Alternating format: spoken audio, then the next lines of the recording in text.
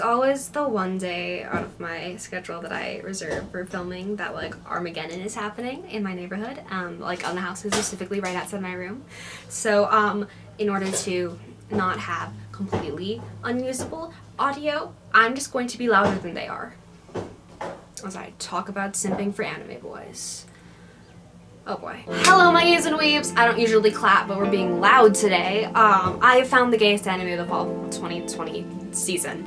That was weird. Yeah, I know this is late, and by the time this is airing, we'll probably be a good way through January, and the fall of 2020 season ended a little bit ago. But one, I wanted to wait till all of this show was out before I talked about it, and two, this December through January is the most stressful and busy time of my year, so per usual, I have fallen behind in video making, and we're trying to make up for it now. But regardless, I am here, I am queer, and I am ready to talk about gay anime. Apparently, I say that now. I said it once, I think, and I didn't think it was funny, but we're gonna keep saying it. Or gay dongwa, because it turns out that the gayest anime of this season was not actually an anime. Instead, it's a Chinese anime that for one of, if not the first time, is actually available on Funimation, making it that much easier for us weebs to broaden our definition of what anime is, because in order for something to fit into this genre or community, it doesn't necessarily have to be from Japan. And especially after getting some manga animated in the past recent seasons, I'm kind of excited to see more Chinese animation being recognized by the anime community,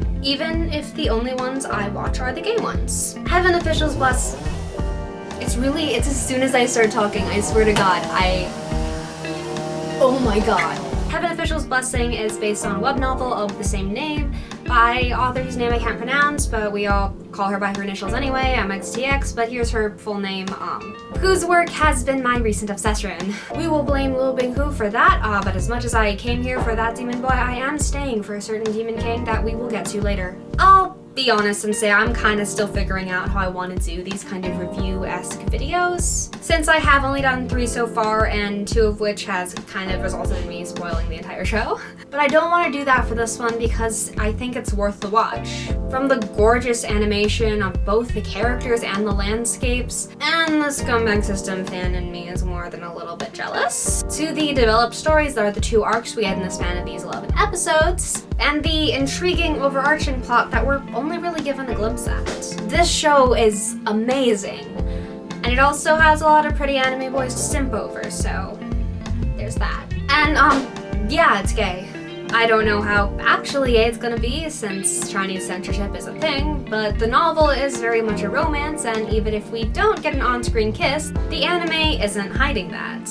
So since me just saying go watch this isn't that interesting of a video, I think I'm just gonna tell you a bit of the beginning, which is set up very nicely in the anime, if not a little bit different than the novel, which I am currently reading right now. Look, we're on page 556 of 6,652. In the novel, we first get a prologue on our main character, Prince Xie Lian's past. That also comes with a good bit of expositional world building, which I will say makes things a little bit less confusing. The anime jumps right into things, which I don't dislike, being a fan of showing over telling, something that is a lot easier in a form of media that doesn't have to stick to the singular point of view of our lead. But because there are so many intricacies to this world and Lian's relationship to it, knowing where we're coming from makes the story a little bit easier to follow. Being told his past off the bat does, however, make the dramatics and narrative build a little lacking.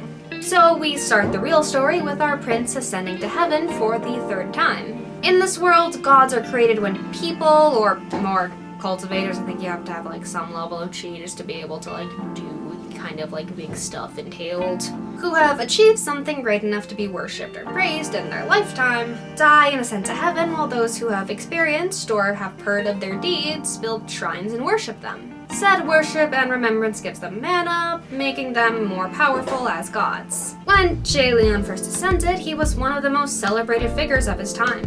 He did a bunch of great things, including saving this one kid who fell off a building, which the anime hints at being important, but we don't really get that far in the backstory to like really know, but it's important.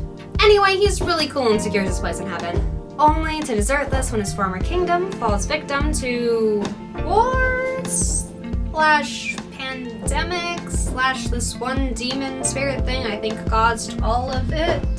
Yeah, I'm not entirely clear on what happened, and that's partly on me just being confused, but also details are withheld, I think, so we can get them later at a more, like, dramatic time. But basically, his kingdom experienced 2020 on steroids, and they're all dead. Has it been enough time for me to make that joke? I don't know, but I'm going to make it anyway. Anyway, long story short, it was a real bad time, and anyone who's ever remembered him is now gone. He also gets kicked out of heaven for intervening when he was not supposed to. And instead of being the celebrated hero he once was, he is now the laughingstock of the heavenly realm. He goes back to the mortal world and has to do everything all over again. At the start of the story, he is back in heaven for the third time without much of a legacy, aside from the whole laughingstock thing, and kind of in debt for knocking over some buildings when he ascended. Since he can't pay for that debt with mana, since he has no mana, since no one worships him, he takes on a quest of sort in the mortal realm. And since I know this has been a lot of me talking already, and I think they're only gonna get louder, I will give you the cliff notes on this. Welcome to a small town where every time a wedding happens and the bride and her wedding party do the whole traditional being carried in the sedan thing, the bride is kidnapped and her wedding party is all murdered. They like to note that ordinarily, like, no one would care, but it's like some important dude's bride was taken, so it's kind of a bigger thing now, but ordinarily, like, a bunch of, like, random women dying, no one would care about that because it's just a bunch of random women and we're all gods and ha ha ha, and, like, there's a lot of interesting, like, sexism thing. I don't know if intentionally is in this narrative, but I'm definitely noticing it, and I don't know, it's kind of interesting. So Leon is here to catch this mysterious Ghost Groom and figure out what's happening to all the missing girls. Also, this is like over the span of a lot of years, so it's definitely something spooky and supernatural going on. Shortly after arriving, he's joined by Nonfang and Fu Yao, who voluntarily, and totally not because the generals they work for told them to, are here to help, but mostly just bicker at each other. Quickly, and after a bit of drama with the townspeople that we won't get into, for the sake of time and also because I want to leave some things for you guys to experience when you watch it, and you will watch it, the three realize that the best way to catch this Ghost Groom is to set a trap. But, oh where will they find a girl to be their fake bride? Yeah, so with the help of one of the girls living in the village, who they defended from a jerk living in the village. But the translation in the novel is kind of funny because they don't really give us the guy's name. They just refer to him as the little mob boss for like the entirety of the arc. Boy, I love translated literature. With some makeup help, Leon is all dolled up and a rather convincing pretend bride. And here we get one of the best scenes of this arc. When the spoopy shit is in full swing and our hero is separated from everyone else, including our two other heavenly officials without whom he is close to powerless since he needs to borrow mana from them. Instead of being kidnapped like the other brides, a mysterious and very attractive, although they don't let us see his face, and takes him by the hand and leads him through the forest safely. Leon is a bit wary, but pretty quick to deduce that this is not in fact the Ghost Groom. In the novel, he fakes tripping to see how the man will react, which of course is to catch and steady him like the chivalrous motherfucker he is. They walk under his umbrella through the dark forest, and we later learn that the umbrella was to stop their rain of blood from the monsters whose bodies are all in the trees. And it's kind of implied that whoever this dude is killed them really fast while our lead was still in the sedan. Anyway, we get to the end of the forest, to a temple, and Leon tries to figure out who this mysterious stranger is. But before he can, our man disappears into an array of white butterflies, which is really pretty. So the story moves forward. Leon figures out the identity of the Ghost Groom in a twist that's not super surprising, but still yields to a sad, beautiful, tragic story, as it seems most of the arcs in this show are gonna give us, because, you know, I mean, for most of it we're dealing with ghosts, so of course there's gotta be some sort of sad thing that starts it. When everything is over and he goes back to heaven and reports his findings to a bunch of the other gods in this, like, communication area, he asked if anyone knows the name of a young god who is associated with white butterflies. Everyone is stunned before someone asks him if he has encountered Hua Cheng, the Ghost King and one of the most formidable demons who is responsible for the demise of 33 heavenly officials. I'm trying really hard not to smile because this is supposed to be all like chilling and I want to like sell the mood, but every time I think about this character, it's really hard for me not to smile because I am that much of a simp. When he first appeared, he challenged 35 heavenly officials, with the condition that if he won, they would give up their seats in heaven. 33 of the 35 agreed and were beaten. When they refused to hold up their end of the bargain, thinking that they had safety in numbers and wouldn't lose face, our Demon King went to the mortal world and burned their temples, brutally erasing them from worship and getting what he wanted in the end.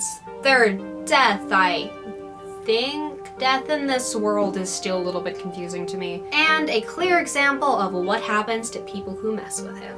Yet, for some reason, he gently held our main character's hand and escorted him safely through a forest. Everyone counts our hero as lucky and advises him to stay away from the Demon King in future, as if he has any control over that. Xie goes back to the mortal realm with the idea of building his own shrine for himself, since it doesn't seem like anyone else is going to do it. And maybe, but not really by chance, finds himself on the same cart as a young, handsome, and maybe a little bit familiar man. And that's all I'm gonna tell you! Aside from, I feel like whenever a character warns Xie about Huo Chang, his reaction is just completely, but if Demon King bad, why Demon King sexy? And the man has a point. Season 1 of Heaven Official's Blessing is only 11 episodes, and as I said before, it's all already out on Funimation. Go watch it, because I really only told you the hook. There's a lot of details you're gonna want to experience, and this is definitely not the last time I'm going to talk about this. I already have cosplay in the works, because if there's anything I definitely need to be doing with my time, it's cosplaying a fandom that there's not a lot of demand for cosplay for. But for now, I will stop, and I will see you in the next video. Well, I won't see you, you'll see me, because that is how this works.